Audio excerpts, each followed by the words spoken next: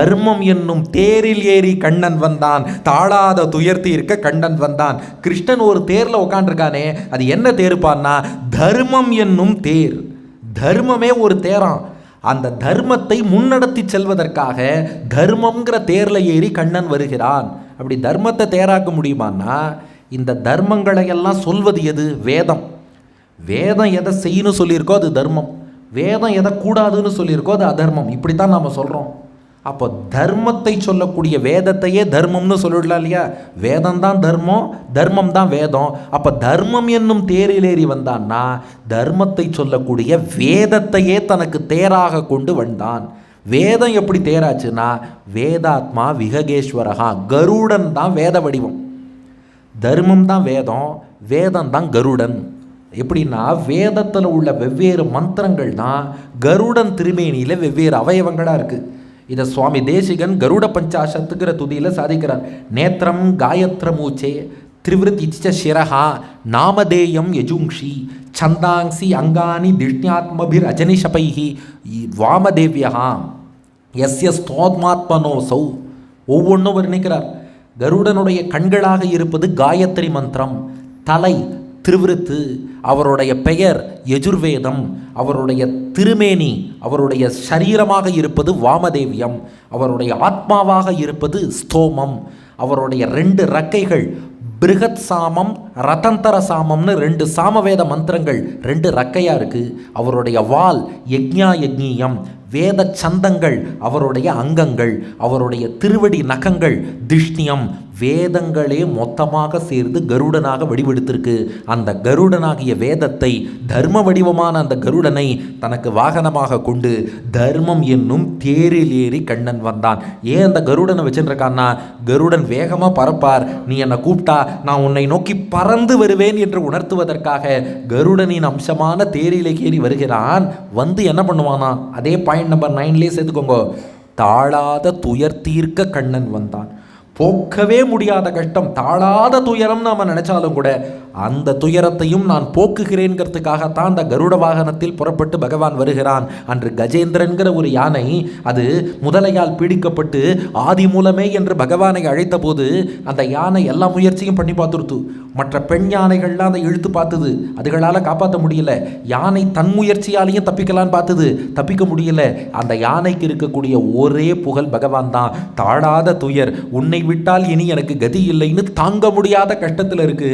அதை தீர்க்க கருட வாகனத்தில் பகவான் எந்த வேகத்தில் புறப்பட்டு வந்தான்? அந்த கஜேந்திரனுக்கு அனுகிரகம் பண்ண கஜேந்திர வரதன் பெருமாள் இருக்காரே, அவருக்கு ஹரின்னு பேர். கார்த்தால எழுந்ததும் ஹரி ஹரின்னு சொல்லணும்பா. இந்த கஜேந்திர மோட்சத்தை நினச்சிண்டு அவருக்கு ஏன்பா ஹரின்னு பேருன்னா, சாஸ்திர ரீதியாக என்ன சொல்கிறோம்?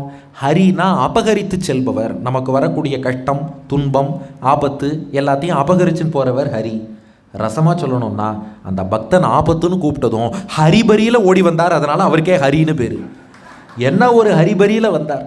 அப்போ தாழாத துயர் தீர்க்க நான் கருடன் மேலே பறந்து வரேன்னு ஓடி வந்தான். அதுவும் எப்படின்னா இதை இன்னும் ரசித்து சொல்லுவா பெரியவர்கள். கருடன் வந்த வேகம் போரலையாம் பெருமாளுக்கு. அதனால ஒரு ஸ்டேஜில் என்ன பண்ணிட்டாராம், கருடனை தூக்கி தன் முதுகில் வச்சு நான் பறந்து வரேன்னு பெருமாள் பறந்து வந்தாராம். பக்தனுக்கு ஒரு ஆபத்து என்றால் அந்த வேகத்தில் வந்து ரட்சிப்பவன். கிருஷ்ணாவதாரத்தில் அப்படி கருடனில் போயிருக்காரான்னா நரகாசுர வதத்துக்காக. ஆம், தாழாத துயர் தீர்க்க. உலகமே நரகாசுரன்னு ஒருத்தனால ரொம்ப கஷ்டப்பட்டுது. அவன் பிராக் ஜோதிஷபுரம்ங்கிற இடத்துல அசாமில் இருந்தான். அசாம்னாலே பிரச்சனை தாங்கிறா. நரகாசுரன் பிராக் ஜோதிஷபுரம்னு அசாமில் இருந்தான். அந்த இடத்துக்கு சத்யபாமாவோடு கருட வாகனத்தில் போகிறான் கண்ணபிரான்.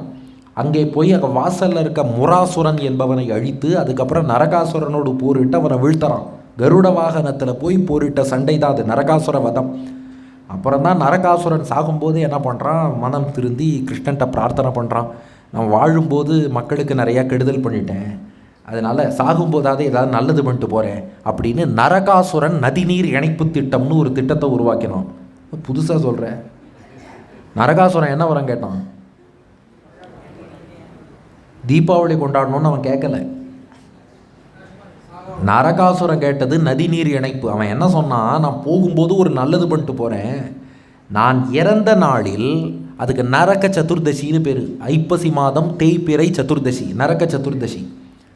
விடியற்காலை நேரத்தில் யார் எண்ணெய் தேய்ச்சி குளித்தாலும் அவள் எந்த தண்ணியில் குளித்தாலும் அது கங்கா ஜலத்தில் ஸ்நானம் பண்ண புண்ணியத்தை கொடுக்கணும். அதான் நதிநீர் இணைப்பு திட்டம்னு.